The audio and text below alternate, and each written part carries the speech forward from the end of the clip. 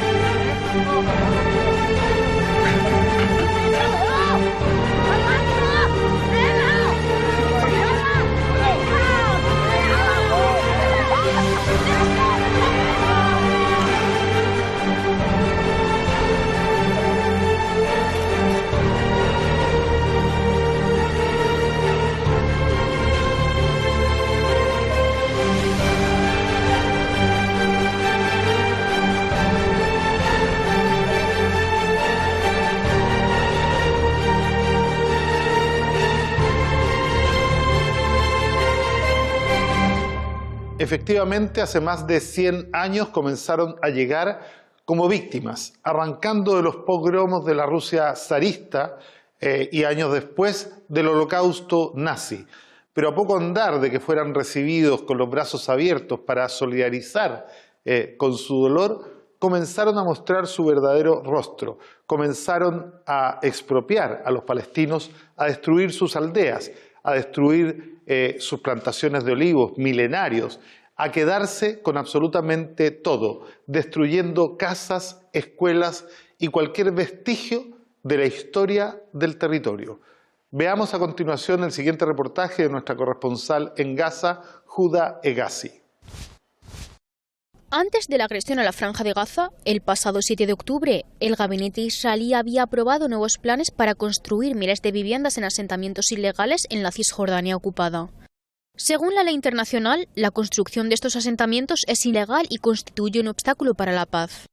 Sin embargo, esta decisión se produjo en medio de un aumento de la violencia de los colonos y del ejército de la ocupación en los territorios palestinos. Y este fue uno de los motivos que hizo estallar la batalla tormenta de Al-Aqsa. La construcción de asentamientos israelíes en los territorios palestinos y en Jerusalén ocupada, Al-Quds, es un acto ilegal, ilegítimo y condenable. Bajo ninguna circunstancia se puede apoyar la permanencia de estos asentamientos, ya que no concuerdan con las normas del derecho internacional en general. La única solución debe ser poner fin a estos asentamientos. Según fuentes palestinas, esta guerra israelí ha sido una de las más brutales de la historia, la cual ha ocasionado la destrucción de más del 70% de las estructuras de la Franja de Gaza. Ante esto, El ministro de Seguridad de Israel, Itamar Ben-Gvir, aseguró que la masacre en Gaza es una oportunidad para desarrollar un proyecto que anima a los residentes gazatíes a emigrar a otros países del mundo. Así como las del ministro de Finanzas, Bezalel Smotrich, proponiendo una solución que fomente la inmigración voluntaria de ciudadanos de Gaza para despoblarla definitivamente de palestinos.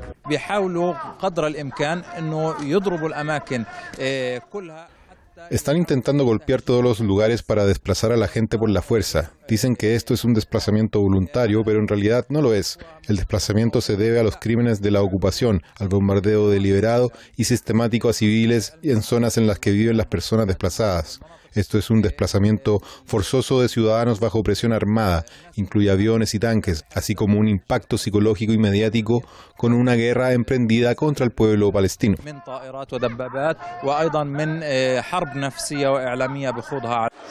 Acorde a informes emitidos por la ONU, desde el 7 de octubre se ha reportado un aumento muy significativo en las incursiones violentas de colonos israelíes en las ciudades de Cisjordania, provocando incluso la muerte de un número récord de palestinos. Esto también es considerado parte integral del plan sionista que busca despojar totalmente a los palestinos de sus tierras. El ataque a los ciudadanos palestinos en las ciudades de Cisjordania, Al-Quds o incluso en el interior de la Palestina ocupada se considera un crimen en toda línea. Hay un costo político para el gabinete de Netanyahu. Él, junto a Ben-Gvir y Smotrich, decidieron dar luz verde a los colonos de hacer lo que quieran, con los objetivos de invadir, incursionar y la judaización que están realizando los colonos, incluidas las incursiones en la mezquita de Al-Aqsa. Este es uno de los motivos que llevaron al estallido de la tormenta de Al-Aqsa. Por lo tanto, el costo para el gabinete de Netanyahu, que ahora está apaciguando a los colonos después de darles luz verde, es muy alto. Hay un gran número de gazatíes que han decidido permanecer en sus viviendas y no salir a pesar del gran peligro que corren sus vidas. Sin embargo, han decidido resistir y no permitir que se lleve a cabo una segunda Nakba. Otro acto de resistencia por parte de la población palestina es seguir mostrando al mundo los crímenes que comete el régimen de Israel, a pesar de que un gran número de periodistas y trabajadores en los medios de comunicación han sido asesinados por el simple hecho de ser ojos de la verdad y reportar los actos de Israel. La forma de enfrentar esta ocupación es quedarnos, ya sea buscando un medio de vida o construyendo en cualquier lugar que esté siendo destruido. E incluso cada ciudadano palestino que tiene un teléfono móvil ahora es capaz de transmitir a través de las redes sociales y exponer esta ocupación, difundiendo la verdad sobre todo lo que se sufre en esta. En el último periodo hemos visto que los periodistas están siendo atacados, aquellos que dicen la verdad, que transmiten la ocupación y al mismo tiempo perturban esta. Ellos también se han convertido en un objetivo por exponer los crímenes de la ocupación frente a la comunidad árabe e internacional. Pese a los constantes crímenes cometidos por el régimen israelí en Gaza y otros territorios palestinos, el mundo sigue cruzado de brazos sin hacer nada para detener esta masacre. Desde hace 75 años, los palestinos viven bajo la ocupación israelí, que durante todas estas décadas ha estado realizando los crímenes más atroces contra la población palestina. Ahora, nuevamente en pleno siglo XXI y ante el silencio de la comunidad internacional, los sionistas buscan expulsar a los gazatíes de sus territorios para hacerse con el control del resto de Palestina. Uday Ghazi, Hispan TV, Gaza, Palestina. Los habitantes actuales de la franja de Gaza, dependiendo de su edad, han sido desplazados forzosamente entre 1 y 3 veces a lo largo de los últimos 75 años. Todo comenzó en 1897 en el primer Congreso sionista en Basilea, Suiza, cuando Teodoro Herzl presentó a una parte ínfima de la judería mundial su proyecto para reconstruir el Eretz Israel desde el Nilo hasta el Éufrates. El mito fundacional, ser parte del pueblo elegido y ser esta la tierra prometida. Agradecemos a nuestra corresponsal en Gaza, Judá Hegazi, y los invito a permanecer atentos porque en el próximo bloque estaremos conversando con una invitada muy especial.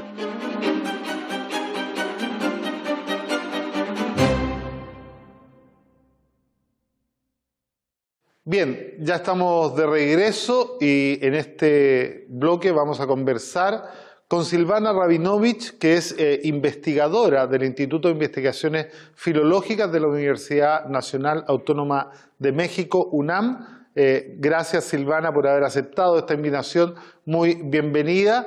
Te quiero hacer una consulta que muchos se preguntan en el contexto actual con este genocidio en curso. ¿En qué punto del desarrollo histórico del proyecto sionista nos encontramos y hasta dónde pretenden llegar? Bueno, ante todo agradezco mucho la invitación, me honra mucho. Y bueno, yo tengo un enfoque desde el punto de vista de la teología política colonial, nacional colonial de Israel. Creo que desde ese punto de vista hemos llegado al momento en el que se suelta la última amarra apocalíptica. Y cuando hablamos del proyecto sionista, creo que tenemos que tener en cuenta también al sionismo cristiano, que está muy interesado en este apocalipsis para la segunda venida de Cristo.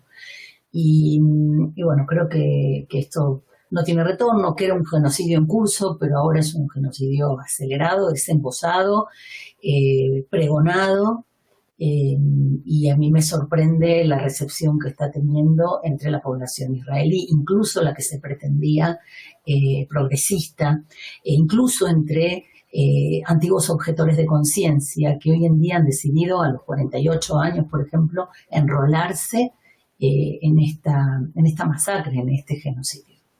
Eso es sumamente preocupante porque es una actitud que fue creciendo y profundizándose.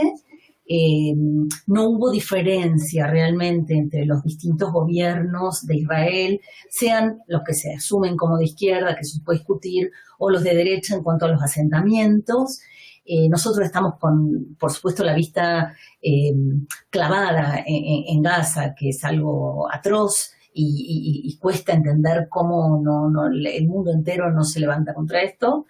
Bueno, los gobiernos del mundo entero, mejor dicho, las poblaciones sí lo hacen, pero también Cisjordania. O sea, se está documentando constantemente el asedio, aquello que tanto sorprendió a los israelíes el 7 de octubre, que por supuesto da mucho miedo que a uno lo saquen de la cama y lo secuestren o lo maten, pero eso ocurre, como dijo bien Hagai Matar, el director de Más 972, del medio Más 972, eso ocurre todos los días allá. Apenas una carta firmada por 669 israelíes en apoyo a la demanda de Sudáfrica ante la Corte Internacional de Justicia es todo lo que se logró de toda la población. A mí me llama la atención mucho de eso, incluso de quienes no votaron a este gobierno, de quienes salían a las calles a protestar contra Netanyahu.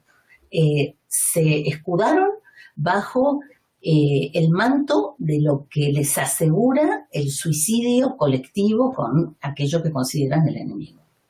En el primer Congreso sionista se hablaba en 1897 del Eretz Israel del Nilo al Éufrates. En el 48 aceptaron, por supuesto, la partición de Palestina, pero declararon que era un primer paso. Luego en el 67, en la mal llamada Guerra de los 6 días, ocuparon la totalidad del territorio palestino y algunas áreas del Golán sirio y el Líbano, ¿no? Además del desierto del Sinaí, que tuvieron que devolver en el 73. ¿Dónde para el proyecto sionista? A ver, el proyecto sionista, yo quisiera hacer un poquito de historia, porque desde el primer Congreso sionista hasta los que fueron sucediéndose, había mucha discusión ahí adentro, y había voces que no estaban de acuerdo en absoluto, ni con esta forma del colonialismo ajeno a la región y típicamente europeo, ni con el hecho de considerar a los habitantes originarios de la tierra como enemigos. O sea, yo traduje en 2006 los textos políticos de Martin Buber y hubo todo un movimiento, el movimiento Ihud, que estuvo en contra.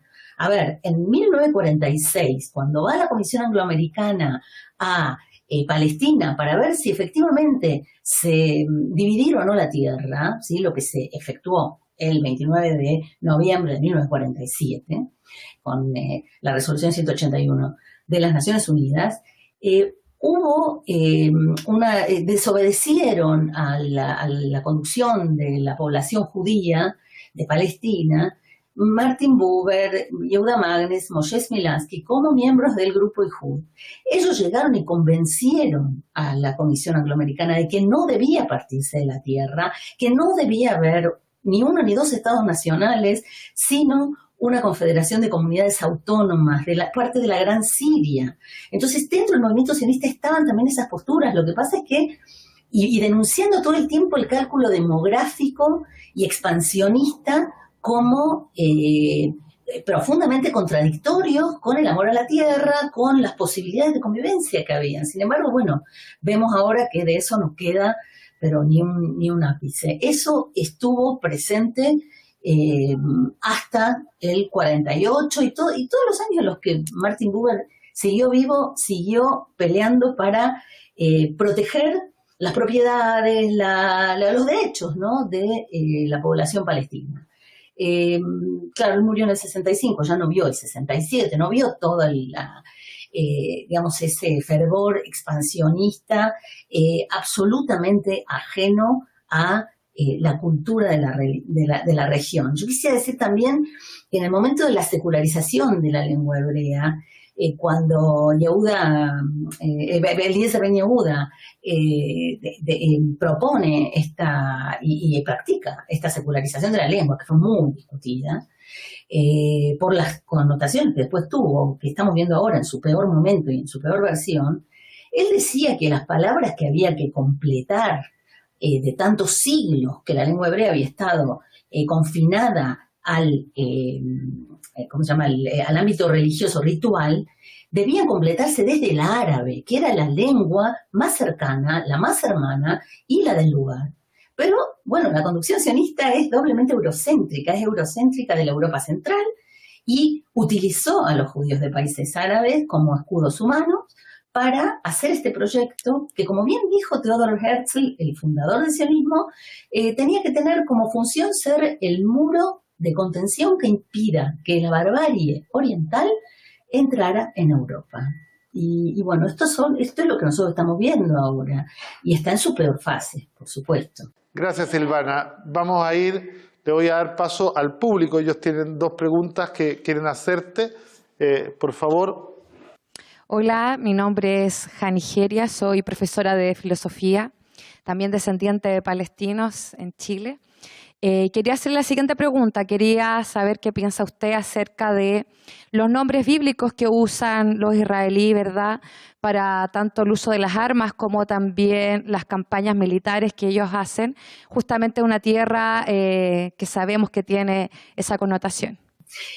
Gracias, Jani. Eso es justamente el tema que yo más trabajo. La forma abusiva en que se utiliza el texto bíblico y las figuras bíblicas para denominar estas campañas, las armas, y bueno, tiene un fin que recientemente nos lo recordó Netanyahu cuando habló de Amalek, ¿no?, que es ese pueblo al que hay que exterminar completamente, según indica Dios, por haber abusado de los más débiles en la salida de Egipto, cosa que uno dice ahora, bueno, el que está haciendo el papel de Amalek es el gobierno de Netanyahu y no el pueblo de Gaza al que está queriendo aniquilar. Esto ocurre en las industrias Rafael, desde el nombre Rafael, ya que es una sigla en realidad, hasta cada una de los nombres de las campañas. Yo lo he detallado esto en mi libro La Biblia del Dron, sobre usos y abusos de figuras bíblicas en el discurso político de Israel.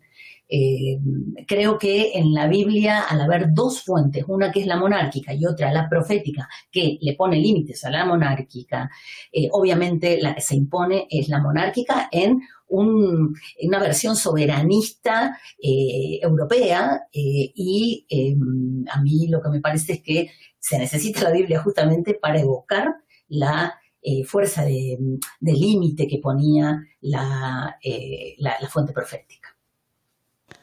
Hola, mi nombre es Carmen Mendoza, soy periodista internacional y quisiera saber, Silvana, ¿quiénes son los colonos? ¿De dónde provienen? ¿Y qué papel han jugado y juegan en la ocupación de Palestina?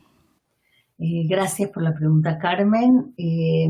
A ver, los colonos muchos de ellos son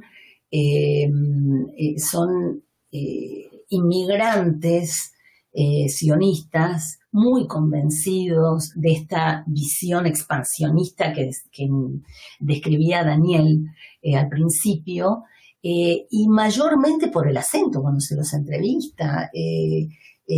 Suelen ser provenientes de Estados Unidos y de Francia. O sea, hay de otros lados, por supuesto, y hay, por supuesto, israelíes nacidos ahí, claro que sí.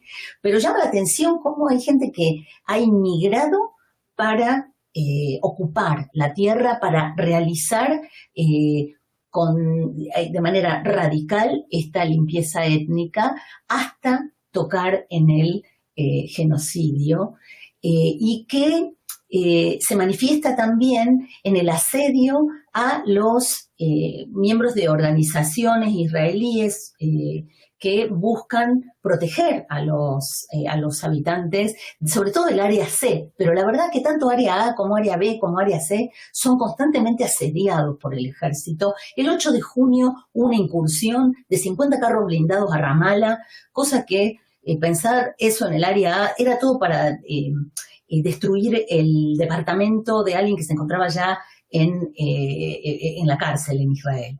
Entonces, esta forma es lo que ellos llaman de mostrar presencia, hace que los colonos se sientan con toda la libertad de cometer todo tipo de delitos. Incluso este gobierno último ha alentado mucho que estén armados con armas largas, incluso adolescentes que van a la escuela armados con armas largas. Entonces esto, digamos, hay un envilecimiento, digamos, si ya del principio había un envilecimiento, ahora la profundización del envilecimiento es enorme y hay colonos muy convencidos y jovencitos. Yo fui al Valle del Jordán acompañando un grupo de jubilados israelíes que defienden a los pastores para que puedan pastorear, y ha ocurrido ahí que dos protocolonos, dos jovencitos de unos 16 años, bajaran con sus vacas a destruir los campos de trigo, con sus tractores pequeñitos a asustar a las ovejas. O sea, hay un asedio constante y son, por supuesto, jóvenes nacidos ahí, pero también muy de derecha, así como también sionistas convencidos que inmigran para justamente lo que ellos llaman muy mal, judaizar la tierra. ¿Qué es lo que vemos? Bueno, en el área de Jerusalén, el proyecto del Gran Jerusalén, ¿no? O lo que vemos, digamos, de manera ya de la peor, de las más bajas en Hebrón, que es Al-Jalil. Muchas gracias, Silvana, por haber aceptado esta invitación. Es tan cierto lo que tú planteas, ¿no? Acá en Chile hay un instituto hebreo que en uno de sus últimos años hacen viajes de estudio a territorios ocupados, y allá hacen un curso de casi una semana que se llama Gadna, en donde le enseñan a ciudadanos chilenos a ocupar armas vistiendo el uniforme del ejército israelí. Y eso, increíblemente, es legal. Te agradezco mucho tu participación y vamos a una pausa. Ya regresamos.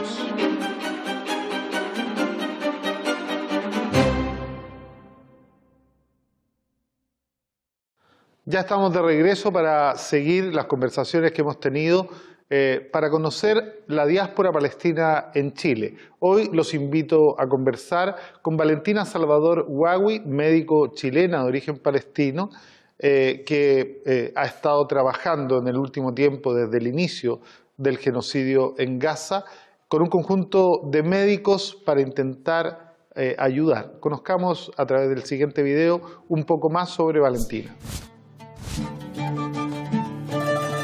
Valentina Salvador es nieta de palestinos. Estudió medicina y es especialista en cirugías de enfermedades oncológicas.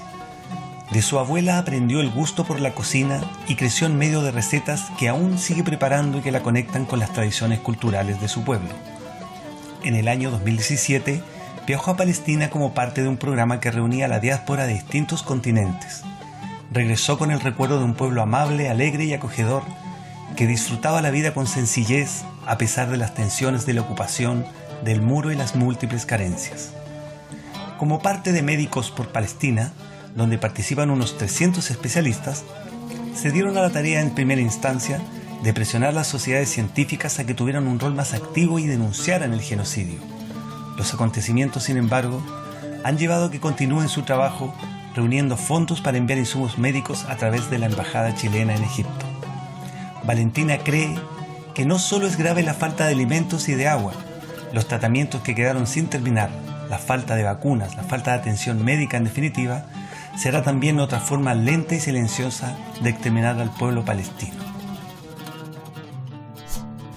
Hola Valentina, muchas gracias por haber aceptado esta invitación. Tú eres tercera generación.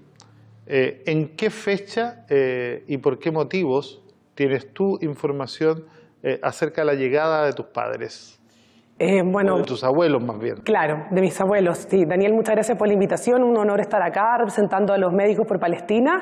Mira, mi familia de los dos lados vienen más o menos, bueno, antes de la Nakba, principalmente a raíz de las persecuciones por el Imperio Otomano. Por ejemplo, mi familia Salvador, mi abuelo, o sea, bueno, mi bisabuelo Elías llegó a Chile como en 1910. Varios de sus hijos habían nacido en Bet Yala, pero mi abuelo nació acá en Chile, en la localidad de Catemu, donde ellos se asentaron cuando llegaron a Chile. Por el otro lado, fondo, la señora, mi abuelo, del lado de mi papá, señora Victoria Isa, ella llegó a Chile directamente de Palestina como alrededor de 1929, 1930 llegó el papá de mi abuela acá, con ellos. Y desde ahí, en el fondo, que se ha asentado la familia en esta tierra. Aquí hay dos eventos que es importante destacar. En torno a la Primera Guerra Mundial empiezan a llegar los palestinos arrancando una decisión del Imperio Turco Otomano que por primera vez obligaba a los habitantes a defender al imperio en las posibles guerras que se dieran. Tal cual. Y comienzan por primera vez a reclutar a los hijos primogénitos, a los mayores de cada familia, y eso hace que numerosos cristianos y también judíos lancen a sus hijos fuera de Palestina para evitar llevarlos a la guerra. En el caso de la abuela, ella viene seguramente por la gran huelga general del 29, ¿no? En donde ya se había iniciado el proceso de colonización y estábamos a puertas de la Nakba, pero ya la Nakba estaba planificada, ¿no? Esto es bien interesante porque además esto genera, seguramente en tu familia pasó lo mismo, un vacío generacional. Los hijos de esa generación que llega no guardan mucha relación con Palestina, no traspasan el lenguaje, por ejemplo, y siempre es la tercera generación la que recupera la palestinidad. ¿Cómo fue ese proceso? ¿Qué fue lo que lo detonó y en qué estás hoy día? Mira, tal cual como tú dices, me pasa que, bueno, obviamente en la casa de mis padres se hablaba de un idioma árabe y ellos naciendo en Chile como que hacían un poco el quite a eso por ser un poco distinto al chileno. Es tal cual como tú dices. Ellos como que vivieron la palestinidad en la casa, cosa que para nosotros fue diferente. Yo creo que... me emociona mucho el tema, perdón, pero yo creo que lo retomé. Yo vengo de un colegio con mucho sentido social, mucha política. Yo creo que nunca lo había cuestionado como de dónde viene, pero sí creo que fue mi papá el que me lo inculcó. ¿En qué colegio estuviste? St. George. Independiente de que se hablaba poco, siempre existió esta palabra Palestina en mi casa. Siempre todo tenía que ver con la comida, tenía que ver con las tradiciones. Y creo que me bajó el sentido como de investigar de qué es esto de la Palestina de que me hablaban. Así que me puse yo a investigar, a de la historia. Cuando la gente me hablaba, me gustaba saber y decir como qué es esto, qué es Palestina, qué es lo que está pasando, porque me preguntaban. Desde el colegio, en el fondo había un grupo palestino importante, se hablaba mucho del tema y a veces me sentía como con pocos argumentos para poder hablar. Pero siempre me resonaba el tema Palestina en la cabeza. Me llama toda la atención porque como que soy yo la más como palestina dentro de mi generación también de primos. De hecho, tú eres la primera que viaja a Palestina. Tal cual. En el año 2017 dije como, en verdad, yo tengo que ir, tengo que ver qué es lo que pasa. Y además de ser el viaje más lindo de mi vida, al mismo tiempo también es un viaje muy potente. encontrarse con esta realidad, esta injusticia del día a día que viven, es realmente desconsolador. Y es triste porque es muy buena gente, buenas personas, que finalmente lo pasan mal en el día a día y están acostumbrados, tienen normalizado esto. Tengo amigos que viven allá, tengo amigos que hacen su resistencia de alguna manera, en el fondo, porque no tienen como, en el fondo, la posibilidad de hacerse ver, y tengo un grupo de amigos que de hecho son maratonistas, que se llama Right to Movement, y estuvieron a Chile acá hace poco, y la verdad que como que yo veo en ellos esa como esperanza de salir de esto, pero como que finalmente no hay ayuda mayor como para que lo logren. Hay una pregunta que siempre hago porque pocos entienden. Yo cuando hice mi primer viaje tuve una sensación muy especial, ¿no? Porque uno siente, y quiero saber si tú sentiste lo mismo y cómo lo viviste, que uno está volviendo. Tal cual. Pero uno está volviendo a un lugar donde nunca ha estado. Sí. ¿Ya? Y eso es muy raro. Somos capaces de conocer también a través de las sensaciones y de las emociones, y de ese traspaso, a veces no de información verbal, sino que de información implícita, ¿no? Que proviene no solo de las tradiciones, sino que también de esa relación no declarada, pero siempre presente en nuestras vidas. ¿Cómo fue esto de volver a Palestina? Mira, yo el año anterior al viaje leí el libro de la Lina Meruane, El volverse a Palestina.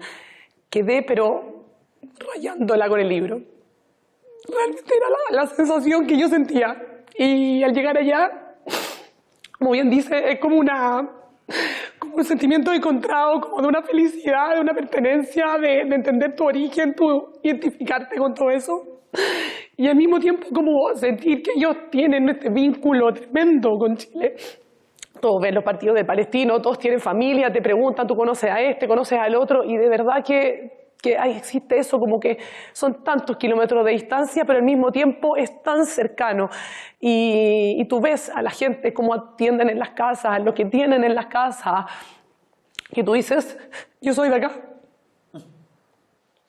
Bueno, hay que destacar una cosa que es geográfica y que no muchos tienen conciencia, pero Palestina y la región metropolitana están a los mismos grados de latitud sur y norte, y por lo tanto tienen las mismas estaciones, tienen las mismas frutas, tienen los mismos tipos de comida, y son también situaciones geográficas muy similares. Después de lo del 7 de octubre, tú con un grupo de médicos, y también entiendo con Teresa Chomali, que ya tiene más experiencia en esto, formaron este grupo de médicos por Palestina. Y se dieron a la tarea de intentar llevar misiones médicas a Gaza, que hoy día no tiene cómo operar ni cómo responder a la crisis humanitaria que ha generado este genocidio llevado a cabo por todo Occidente. Ya no es solo Israel, Sudáfrica ha hecho también una demanda contra Estados Unidos e Inglaterra por complicidad. ¿Qué es lo que ustedes pretenden y cuáles han sido los avances para poder llegar con médicos por Palestina a poder colaborar? Mira, la verdad que ha sido muy bueno en muchos sentidos este grupo que formamos. Esto nace a partir de la desesperación, diría yo, de Teresa Chomali, de ver que poco podíamos hacer y que la verdad que había poca organización de la sociedad civil, sobre todo nosotros como médicos, de hacer algo al respecto. Entonces, ella creó a principios de noviembre este grupo de WhatsApp, en el cual la verdad que fue así como una explosión de ideas, de pensamientos políticos, de qué hacer, qué no hacer, y a partir de eso Teresa armó como un comité del cual soy parte y del cual hemos podido organizar distintas cosas. En primer lugar, sabemos, porque ya está en contacto con gente allá y porque lo vemos, por supuesto, en los medios, que es imposible que en este momento hagamos algo de ir. Pero a partir de esa necesidad empezamos a hacer una campaña que está vigente, en la cual estamos juntando dinero para hacer una compra nosotros de insumos médicos para darle a los hospitales. Hemos recibido de ellos directamente las necesidades que tienen de los hospitales de primera necesidad, y son tantos que vamos a tener que hacer un filtro, de hecho, de qué cosas realmente son las que podemos enviar. Y como Médicos por Palestina nos dirigimos a la Cancillería, que fuimos muy bien recibidos, y el Fondo de Gobierno de Chile se comprometió a ayudarnos en todo lo posible, lo que signifique la entrega de estos insumos, porque pasa que Chile incluso donó plata, la UNRWA, etcétera, pero plata que probablemente después se diluyen en las necesidades de otro tipo. Entonces nosotros, la idea es que a través de la Embajada de Chile en Egipto vamos a hacer la compra de estos insumos, y ellos nos van a ayudar a entregarla directamente a los directores de hospital, que estarían directamente como a cargo de recibir este fondo contenedor. Si alguien quiere sumarse a Médicos por Palestina, ¿cómo lo hace?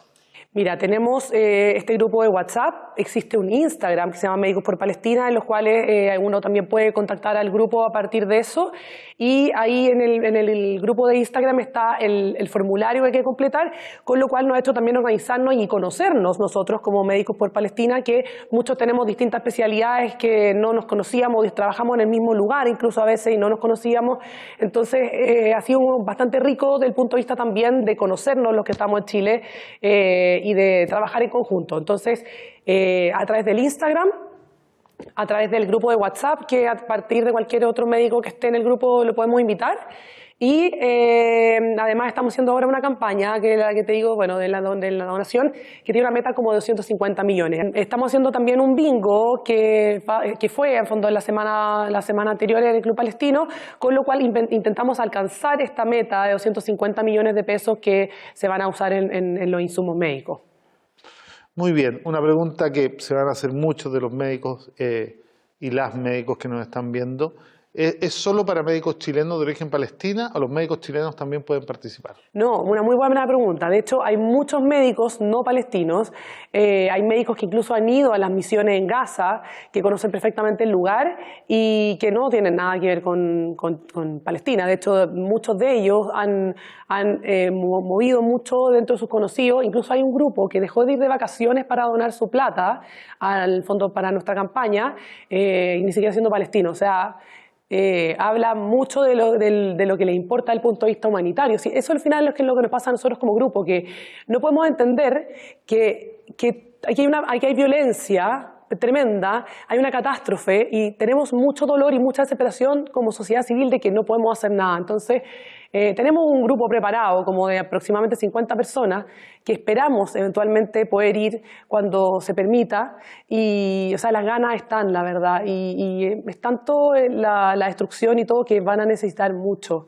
de todas las especialidades. O sea, imagínate con todo lo que ha pasado, como la cantidad de enfermedades que probablemente están obsoletas en esa área, no han habido vacunaciones, no han habido controles de cáncer, todo lo que significa el fondo de las heridas posguerra, todo lo que significa el manejo de cirugía plástica, varias, múltiples, o sea, la necesidad es terrible. Entonces, de verdad que como grupo esperamos poder hacer muchas cosas más, esperamos lograr la meta del dinero que tenemos que juntar para que sea significativo. Si no... Bueno, esto es una muestra más de la gran distancia que existe entre los gobiernos occidentales cómplices del genocidio y las sociedades civiles que en todo el mundo hoy día se están movilizando para ir en apoyo del pueblo palestino, no solo de Gaza, sino que también de Cisjordania. Te agradezco, Valentina, por haber aceptado esta invitación y te deseo mucho éxito en las iniciativas que están emprendiendo. Un saludo a todas y a todos los participantes de Médicos por Palestina. Muchas gracias, Daniel. Vamos a una pausa y regresamos en un minuto para conocer un poco más de la historia del proyecto sionista y cómo este ha afectado a Palestina.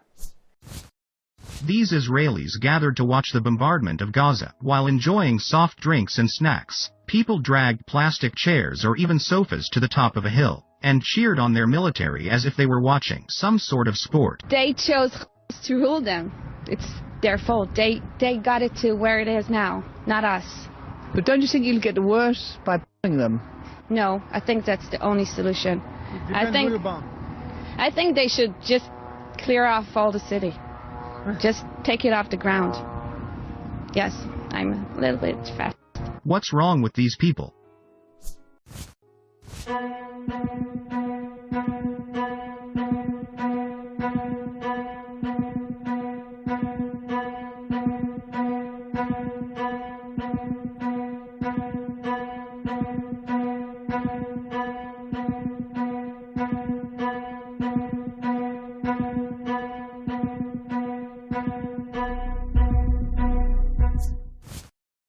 Durante la guerra árabe-israelí de 1948, más de 700.000 palestinos son forzados a exiliarse. Es la Nakba, significa catástrofe en árabe. Las fuerzas Haganá buscan a todos los árabes y las barricadas se instalan para identificar a quienes no han abandonado la ciudad. La Haganá, una organización paramilitar, constituye el núcleo de las fuerzas israelíes y es responsable de la expulsión de los palestinos. Algunos huyen por su cuenta para escapar de la violencia. Sus tierras y casas ya no les pertenecen. La mayoría van a Gaza, Jordania, Líbano o Siria. Los videos que acabamos de ver nos muestran tres facetas distintas del proyecto sionista y sus principales protagonistas. Primero, algunos ciudadanos israelíes disfrutando de mirar el genocidio desde una colina en los territorios ocupados, vitoreando a su ejército, haciendo lo que con ellos hicieron los nazis, como si se tratara de una película realizada en Hollywood. El segundo, un proyecto israelí, un proyecto inmobiliario para ser ubicado en la Franja de Gaza, una zona costera orientada hacia el norte y con una potencialidad turística muy deseada por el imperialismo occidental. El tercero, imágenes de la Nakba, imágenes de toda la destrucción y todo este plan, conocido como Plan Dalet, para expulsar a cerca de 700.000 palestinos, arrasando 500 aldeas y dejando en el suelo la vida, la historia y la geografía de quienes habían vivido en este territorio por siglos y siglos.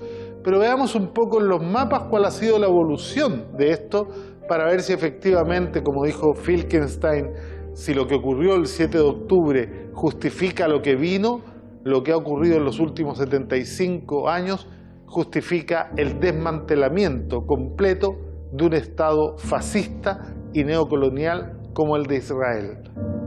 Esta es Palestina a principios del siglo XX, donde convivían sin ningún problema y en absoluta paz y hermandad judíos, cristianos, musulmanes y ateos, con una proporción de población judía cercana al 5% poco después del primer Congreso sionista en Basilea, Suiza, en 1897, cuando Teodoro Herzl, reconocido como el padre del sionismo contemporáneo, presentó su proyecto llamado el Estado Judío para formar en Palestina un hogar nacional judío. Por supuesto, el lobby realizado en todo Occidente con las principales potencias de la época les permitió conseguir en 1917 la Declaración Balfour, conocida como el inicio formal de la tragedia palestina. Gran Bretaña, la actual Inglaterra, sin tener derecho alguno a hacerlo, se comprometió con la organización sionista para regalar Palestina a un conjunto de extranjeros venidos desde todas partes del mundo. Esta declaración dio inicio, mucho más formalmente, a una inmigración ilegal que pretendió cambiar las cosas sobre el terreno y cambiar la proporción de población, llegando a 1947, ya con un cerca de un 30% de población de religión judía, pero más que la religión, de población sionista, que ya no venían solo como refugiados, buscando apoyo, arrancando de los pogroms de la Rusia zarista y también del holocausto nazi, sino que venían a quedarse con todo. Hicieron que Naciones Unidas, recién nacida del fracaso de la Sociedad de las Naciones, aprobara la partición de Palestina. Este es el plan original. Increíblemente, una organización que nacía para resguardar el derecho a la autodeterminación de los pueblos, aprobó la partición de Palestina y los únicos que no estuvieron invitados a la discusión, adivinen quién fue, los palestinos. Ante la ausencia completa, le entregaron el 55% de la Palestina histórica a la organización sionista y un 44% dividido en 3 zonas inconexas a los palestinos. Claramente no había ninguna posibilidad de que ninguno de estos dos estados se consolidara como fueron pensados. Obviamente los palestinos rechazaron, pero también el sionismo lo rechazó y avanzó en la guerra del 48 hasta colonizar el 78% de la Palestina histórica, quedando en manos de Jordania y de Egipto lo que hoy día conocemos como territorio ocupado. Pero esto duró cerca de 20 años hasta la guerra de 1967, en donde Israel, haciendo uso de su gran poder bélico y de su siempre contundente apoyo de las potencias occidentales y principalmente de Estados Unidos, de Europa y de Alemania, que pretendió pagar las culpas del holocausto nazi con sangre palestina, ¿no?, avanzaron sobre la totalidad de los territorios, ¿no?, y sobre las alturas del Golán sirio y una franja de territorios libaneses que permanecieron por más de 2 décadas ocupadas.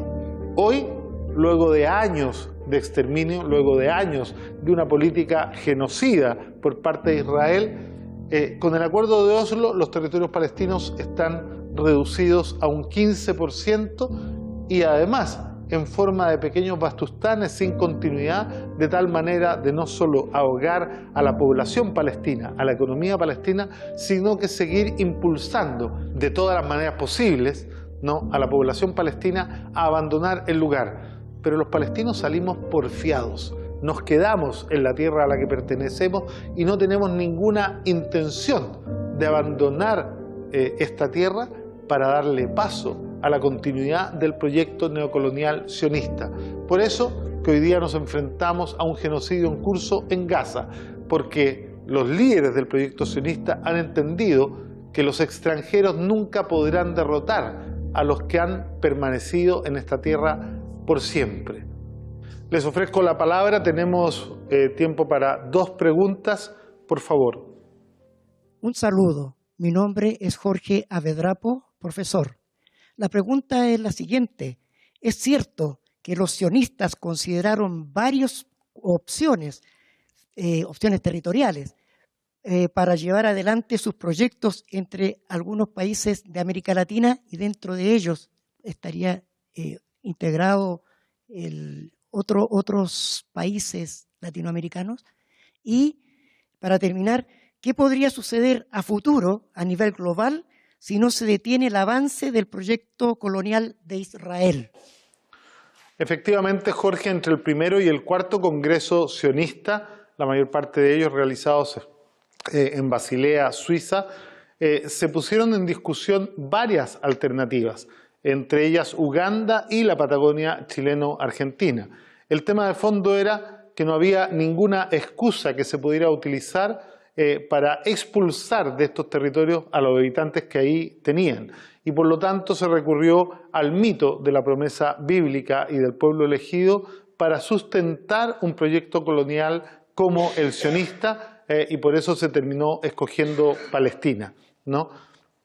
Además, si uno mira esto como una proyección no solo de un tema palestino, porque el problema no solo está aquí, ¿no? Esto es un problema del enfrentamiento global norte-sur, y por lo tanto lo que sucede en Palestina tiene íntima relación con lo que sucede en el Sahara Occidental, con lo que sucede en otras partes del mundo, en Wallmapu, en nuestro país, en donde las clases hegemónicas, el imperialismo mundial y el capital transnacional deben hacer lo posible para resguardar la tasa de ganancia, ocupando todo palmo de territorio, controlando todo palmo de mercado y efectivamente apropiándose de cualquier bien común o recurso natural que en el mundo exista.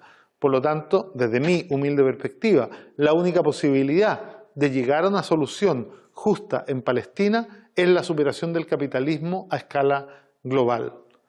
Hola, mi nombre es Carlota Espima, soy presidenta del Centro de Extensión e Investigación Luis Emilio Recabarren, Seiler, y mi consulta es: ¿por qué se utiliza la palabra apartheid para referirse a la política israelí contra Palestina? El apartheid es un concepto que se utiliza para denominar a estados o sociedades en donde, siendo un solo estado o sociedad, existen 2 sistemas distintos. Se acuñó por primera vez en el apartheid sudafricano, donde dentro del mismo país, Sudáfrica, había un sistema para los blancos y un sistema para la gente afrodescendiente, ¿no? Se ocupa hoy día en Palestina, pero también en Israel, porque no solo dentro de Israel existen ciudadanos de primera y segunda categoría y sistemas distintos para los que son históricamente palestinos y para los ciudadanos israelíes, llegando a extremos de que alguien recién llegado del exterior y que adopta la ciudadanía israelí por ser sionista tiene muchos más derechos que los palestinos que viven en el Estado de Israel desde antes de su nacimiento, ¿no? Pero también lo que estamos viendo hoy día, en Gaza se da y en Cisjordania, una situación en donde los israelíes y la ocupación, la potencia ocupante ilegal, los colonos ilegales israelíes tienen todos los derechos en un territorio en donde los palestinos no tienen ninguno. Por eso se acuña la palabra apartheid y por eso se ha ido ampliando la posibilidad de que todo el mundo reconozca la ocupación israelí como un sistema de apartheid y nunca debemos olvidar que en 1974 la Asamblea General de Naciones Unidas decretó que el sionismo era una forma de racismo homólogamente comparable al apartheid sudafricano. Solo por el cambio en correlación de fuerza y la presión norteamericana y europea, esta resolución fue anulada varias décadas después, pero esto no ha anulado el espíritu y la esencia del sionismo, que en todos estos años no ha cambiado nada.